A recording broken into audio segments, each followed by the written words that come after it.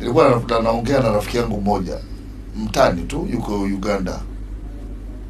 Anasema Tanzania ni watu wa ajabu sana.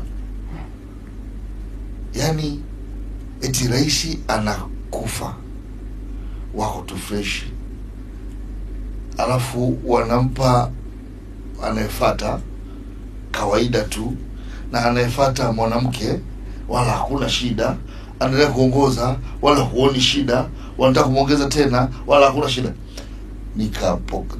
Nikaweka akilini jambo moja, kwamba utamaduni wetu wa namna tunavyoheshimu na kuenzi katiba yetu is to the highest order, kwamba wengine wangelikuwa ni lupu ya kufanya jambo lingine kwenye tatizo lile. Baadhi ya watu husema kwamba hawa Tanzania ni waoga, ndio maana panakuwa kuna huo uhuru, kuna hizo smooth transmission of power. Wanasema ni waoga. Ni wastaarabu. Uoga unakuwa determined na nini? Uoga unapimwa na kitu gani? Yaani nini mita ya kupima uoga? Kuheshimu taratibu ni kupima uoga? Wanaokuambia hivyo wao pia kuna mahali wamejiwekea taratibu na wanaziheshimu. Je, na wao ni waoga? Unanielewa? Yaani huyu anasema watu ni waoga, kuna mahali ameweka taratibu na anaziheshimu. Kama nchi tumeweka taratibu ambazo ni katiba yetu, tunaiheshimu, tunaitoje waoga?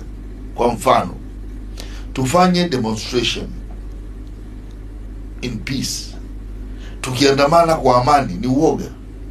Lakini zikitangazwa hata demonstrations za amani wanazuiliwa pia, kwa sababu unaona viashiria visivyokuwa na maana. Kwa mfano, kabla haujaomba kufanya demonstration, viongozi wako wanatoka na matamko mazito, Samia must go. Tunaelewana? Halafu mnaomba demonstration.